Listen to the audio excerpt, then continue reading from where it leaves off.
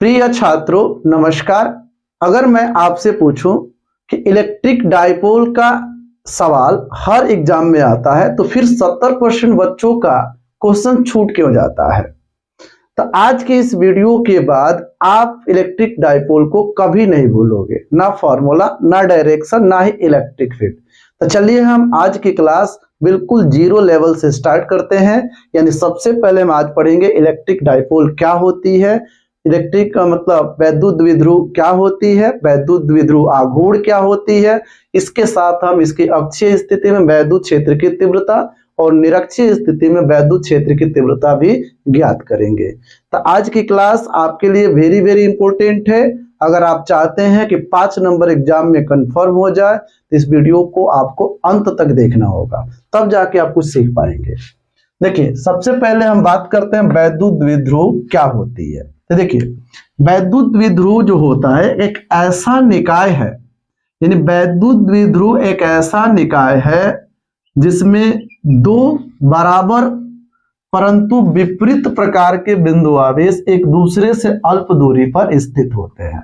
माने इसके कहने का मतलब ये हुआ कि दो बराबर आवेश, बराबर माने जिनके परिमाण बराबर है। जैसे अगर मान लीजिए यहां पर अगर कोई आवेश Q है तो यहाँ पे भी कोई आवेश Q ही रहेगा। मान लेते हैं यहाँ पे ऋण आवेश है, यहाँ पे धन आवेश है। बोला गया है कि वैद्युत द्विध्रुव एक ऐसा निकाय है जिसमें दो बराबर परंतु विपरीत प्रकार के आवेश अल्प दूरी पर स्थित होते हैं।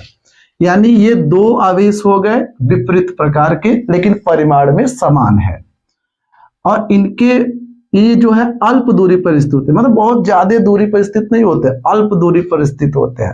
ठीक है ना। इसका मतलब ये हुआ इनके बीच की जो दूरी होती है बहुत कम होती है।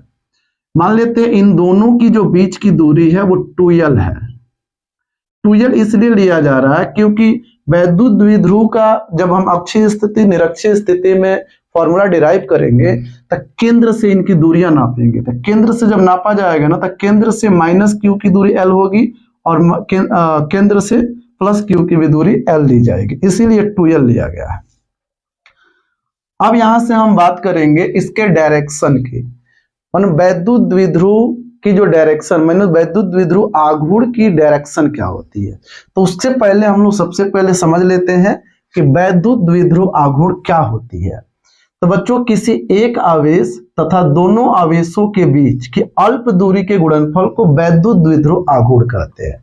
मैंने कहने का अर्थ यह है कि दोनों आवेशों में से कोई एक आवेश, देखिए दोनों आवेशों में से कोई भी एक आवेश लेंगे तो आवेश की मात्रा तो बराबर ही होगी, उनके बीच की अल्प दूरी के गुणनफल के बराबर होता है। देखिए वैद्युत द्विध्रुव आघूर्ण को P से दिखाया जाता है।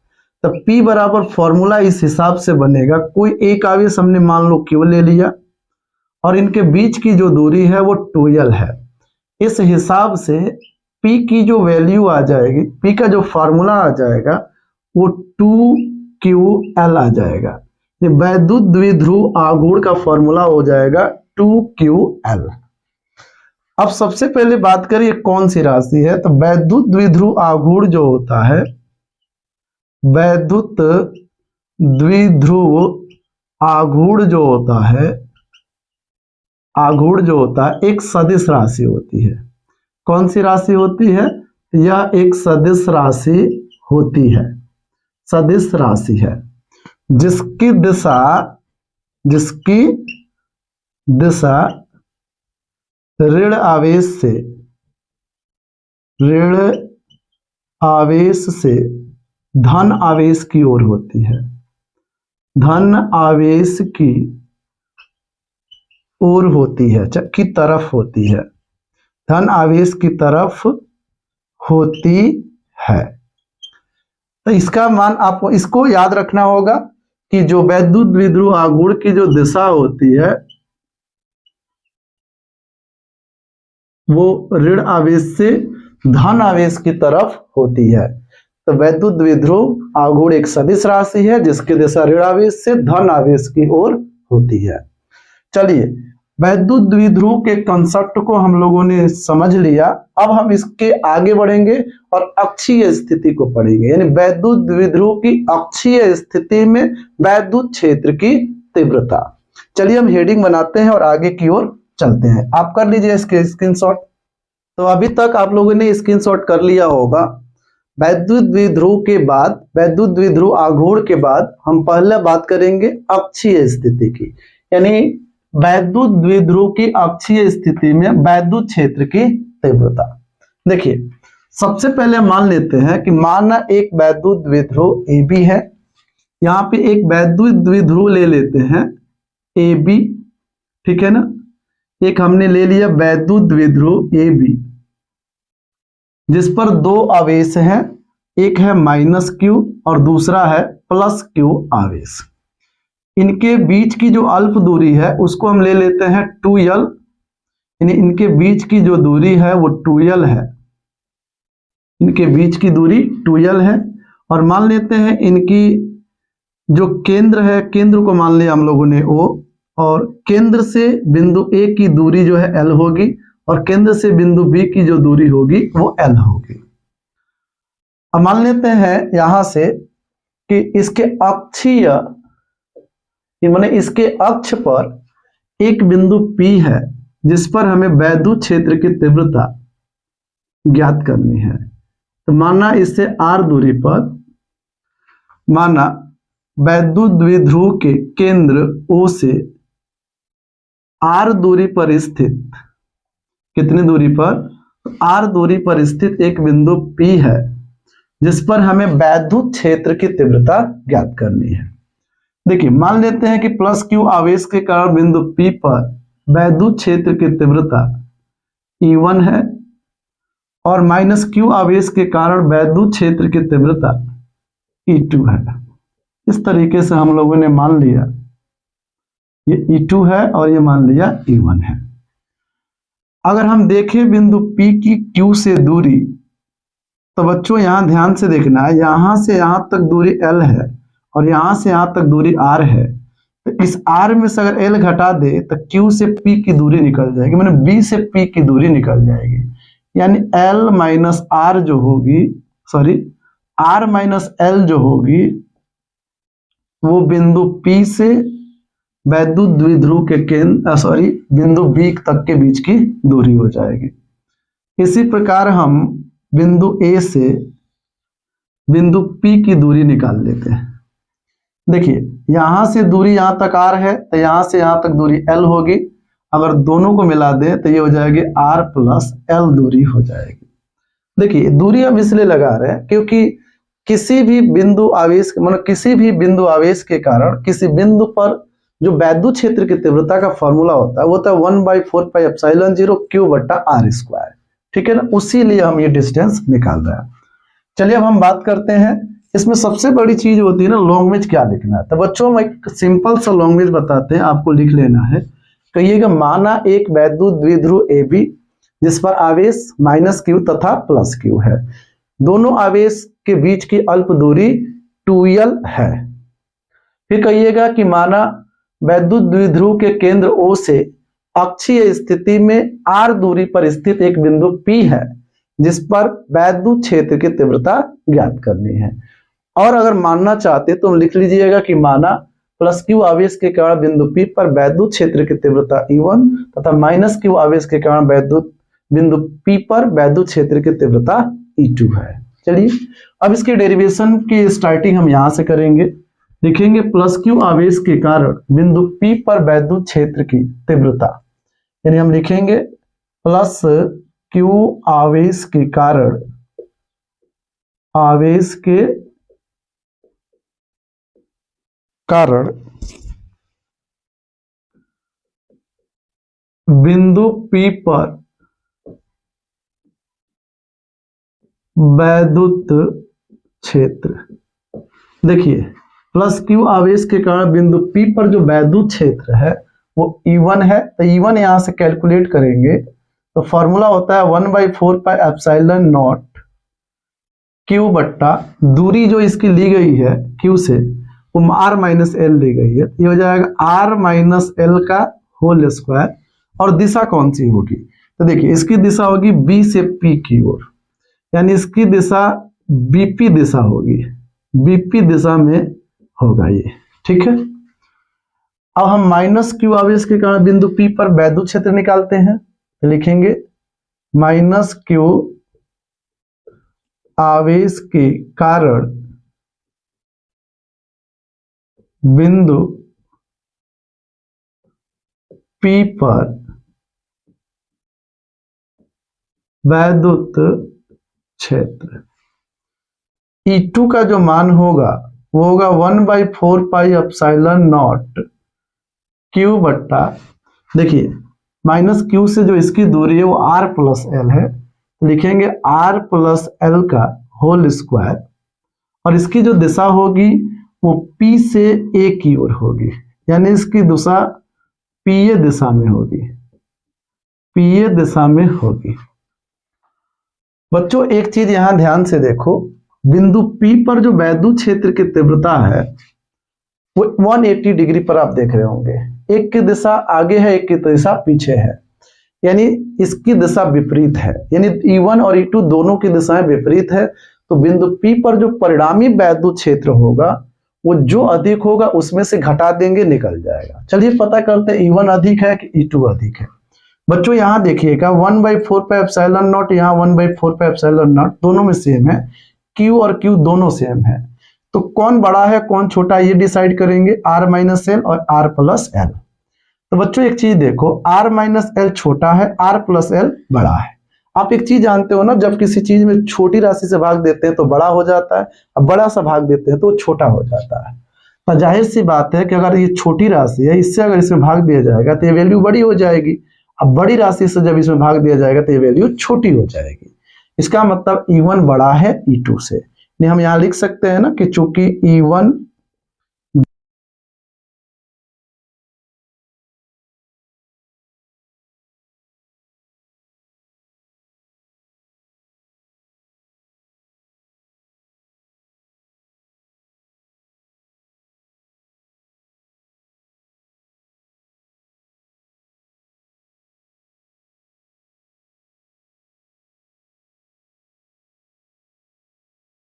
सॉरी बच्चों, थोड़ा सा कभी कभी ये माइक बंद हो जाती है, थोड़ी सी आवाज चली गई थी। चलिए हम कंटिन्यू करते हैं। या हम ये कह रहे थे कि E1 यदि E2 से बड़ा है तो बिंदु P पर परिणामी वैद्युत क्षेत्र E बराबर होगा E1 माइनस E2। अब चलिए, अब हम बात करें E1 की वैल्यू अगर हम यहाँ रखते हैं तो E1 की वैल्यू है 1/4πε0 Q अपान R माइनस एल का होल स्क्वायर माइनस E2 की वैल्यू रखेंगे 1/4πε0 Q बट्टा R प्लस एल का होल स्क्वायर। अब देखिए यहाँ पे अगर हम बात करें तो यहाँ से Q भी दोनों में है, 4πε0 4πε0 दोनों जो है कि एक ही में दोनों में है, इसको हम कॉमन कर लेते हैं, Q बाई 4πε0 जैसे मिलेगा 1/R माइनस एल का whole square minus 1/R plus L का होल स्क्वायर, ठीक है।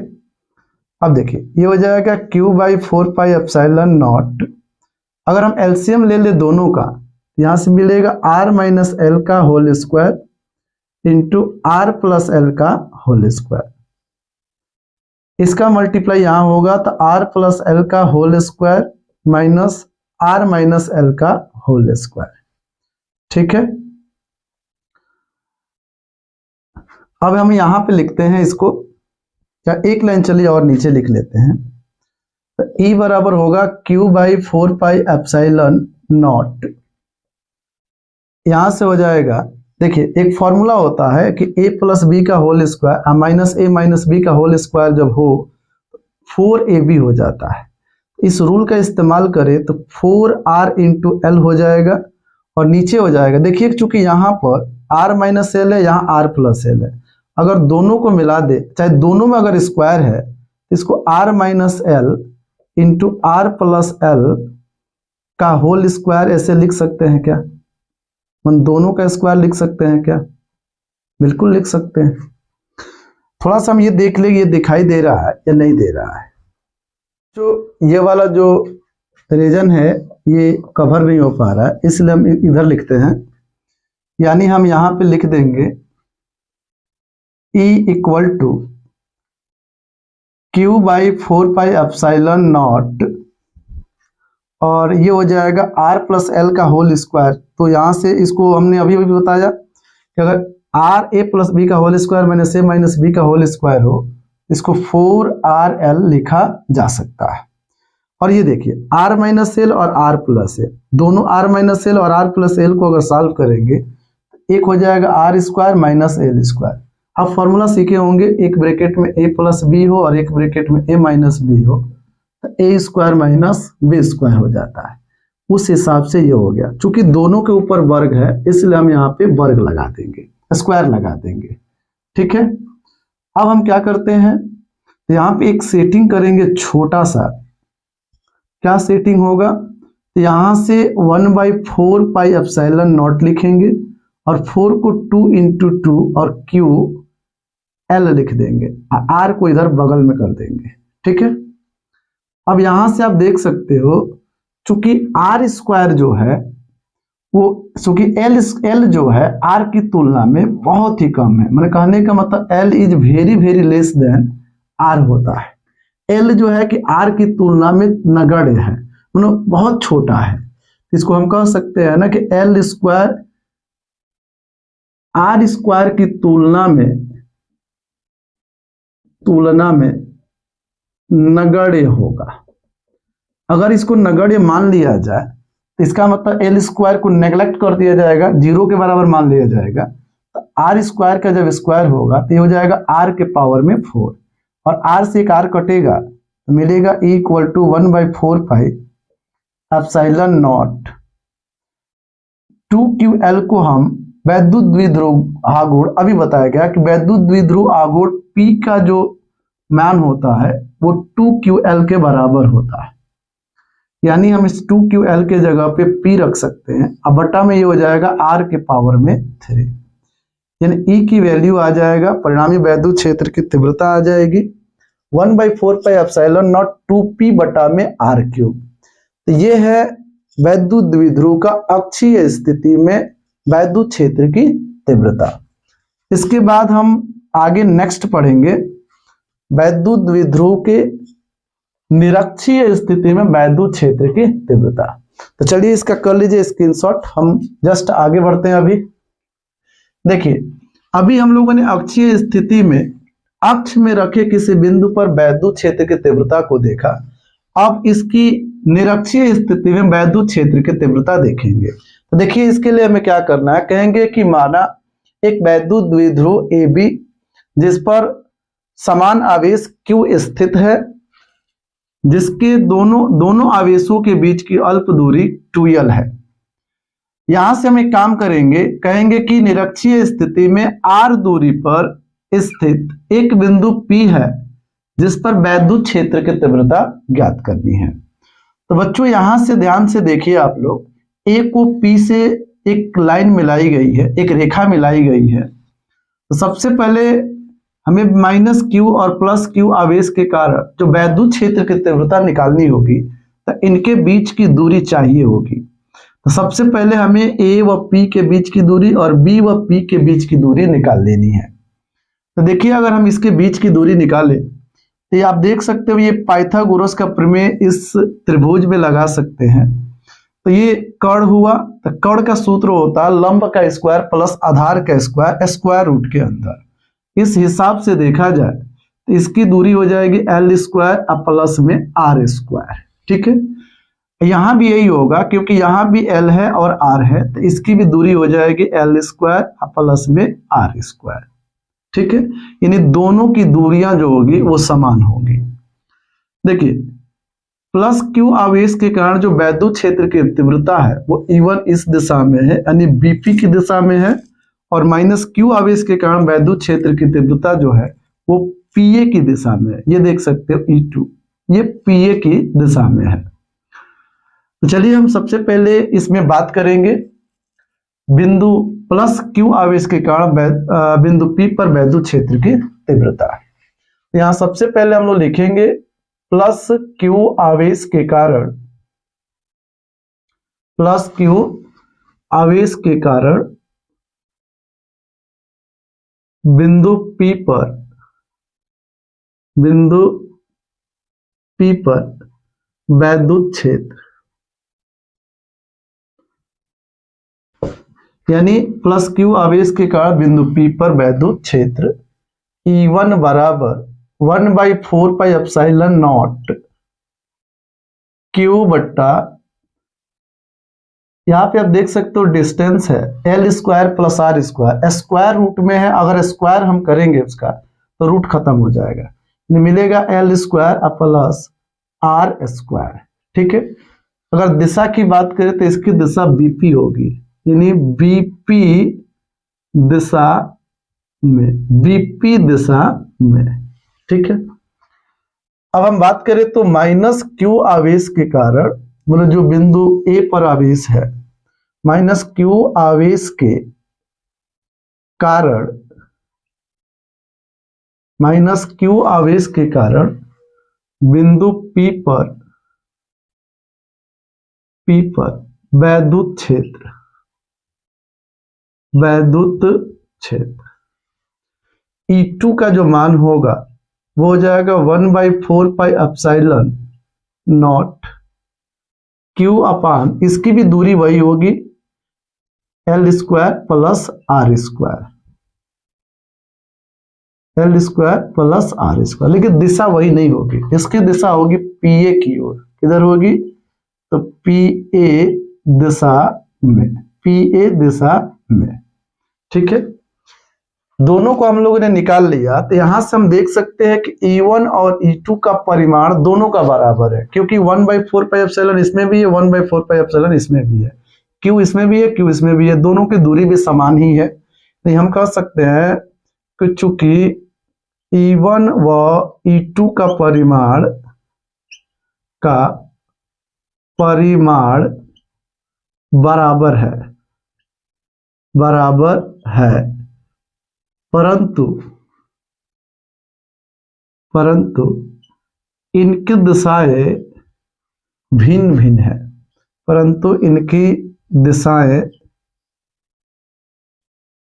भिन्न भिन्न है, परंतु इनकी दिशाएं भिन्न भिन्न है। थोड़ा मार्कर चेंज कर लेते हैं, परंतु इनकी दिशाएं भिन्न भिन्न है। अब बच्चों यहां ध्यान देंगे, इनकी दिशाएं अगर भिन्न भिन्न है तो यहां आप देख सकते हो, अगर हम परिणामी वैद्युत क्षेत्र अगर E को तोड़े, दो पदों में अगर तोड़े, चाहे इस बिंदु P पर दोनों ही वैद्युत क्षेत्र E1 और E2 दोनों को अगर ब्रेक किया जाएगा तो E1 sin थीटा और E2 sin थीटा दोनों का परिमाण बराबर, परंतु दिशा विपरीत होने के कारण ये निरस्त हो जाएंगे। यानी हम यहां कहेंगे कि E1 व E2 का परिमाण बराबर, परिमाण यहां लिख देते हैं ऐसे, E1 sin थीटा तथा E2 sin थीटा का दिशा विपरीत होने के कारण, दिशा विपरीत होने के कारण निरस्त हो जाएंगे, निरस्त हो जाएंगे, परंतु E1 cos थीटा तथा E2 cos थीटा की दिशा एक ही होने के कारण, दिशा एक ही होने के कारण जुड़ जाएंगे, जुड़ जाएंगे। अब दो चीजें हुई, E1 sin थीटा और E2 sin थीटा का दिशा विपरीत होने के कारण, चूंकि परिमाण भी दोनों का बराबर है तो ये निरस्त हो जाएंगे, लेकिन E1 sin, सॉरी यहाँ sin थीटा नहीं रहेगा, cos थीटा रहेगा। E1 cos थीटा और E2 cos थीटा दोनों की दिशा एक ही होने के कारण ये जुड़ जाएंगे, यही होगा परिणामी वैद्युत क्षेत्र की तीव्रता। अब हम लिखेंगे बिंदु P पर, अतः बिंदु P पर परिणामी वैद्युत क्षेत्र P बराबर E1 cos theta plus E2 cos theta. बच्चों आपको पता है E1 और E2 दोनों बराबर है, तो E1 का मान दोनों कॉमन हो, चाहे मान आप रख लीजिए, तो 1/4 pi epsilon not into Q बट्टा आर स्क्वायर, चाहे L square plus R square, ये तो दोनों में आएगा ना, E1 की जगह भी यही आएगा, E2 की जगह भी यही आएगा, तो क्यों ना हम दोनों से कॉमन कर लें। तो यहां मिलेगा cos थीटा और cos थीटा, ये हो जाएगा 2 cos थीटा, कितना हो जाएगा, ये हो जाएगा 2 cos थीटा। चाहे चलिए हम आप लोगों को एक लाइन तोड़ के ही बता देते हैं, ये हो जाएगा cos थीटा प्लस ये हो जाएगा 1/4 पाई एप्सिलॉन नॉट क्यू बट्टा L square plus R square cos theta. ये दोनों ही मान हमने यहाँ पे रख दिया, अगर दोनों में से कॉमन करें तो 1/4 पाई एप्सिलॉन नॉट क्यू बट्टा L square plus R square into हो जाएगा 2 cos थीटा। अब हम यहाँ पे कैलकुलेशन करते हैं इसका, यहाँ पे P नहीं, यहाँ पे E होना चाहिए, तो यहाँ से E बराबर होगा, देखिए यहाँ से cos थीटा, हम चित्र से cos थीटा की वैल्यू निकाल लेते हैं। यहाँ से बच्चों देखो cos थीटा की जो वैल्यू होगी, यहाँ से आप देख सकते हैं cos थीटा बराबर होता है लंब बटा आधार, सॉरी cos थीटा बराबर होता है लंब बटा कर्ण। तो यहाँ से लंब जो होगा, सॉरी यहाँ cos थीटा बराबर आधार बटा कर्ण, आधार जो होगा वो L होगा और जो कर्ण होगा वो L square plus R square होगा, यानी L बट्टा R square plus R square, यहाँ L square plus R square, अब पावर में 1/2। देखिए रूट को हम पावर में ना 1/2 भी लिख सकते हैं। ये मान हम उठा के इसमें अगर रखते हैं तो मिलेगा E equal to 1/4 pi epsilon not Q upon L square plus R square. जब cos थीटा की वैल्यू रखेंगे तो ये हो जाएगा L बट्टा R square plus, sorry L square plus R square power में 1/2, और इसको अगर सॉल्व करें तो यहां से मिलेगा 1/4 पाई एप्सिलॉन नॉट, यहां से हो जाएगा Q इंटू एल बटा में L square plus R square, यहाँ है L square plus R square, यहाँ पे 2 छूटा हुआ है, यहाँ 2 भी रख देंगे, यहां से हम लिख सकते हैं ना 2QL, L square plus R square है, यहाँ भी L square plus R square है, यहाँ पे पावर 1 है, कुछ भी नहीं है, तो 1 का 1/2 जुड़ेगा, ये हो जाएगा L square plus R square power में 3/2।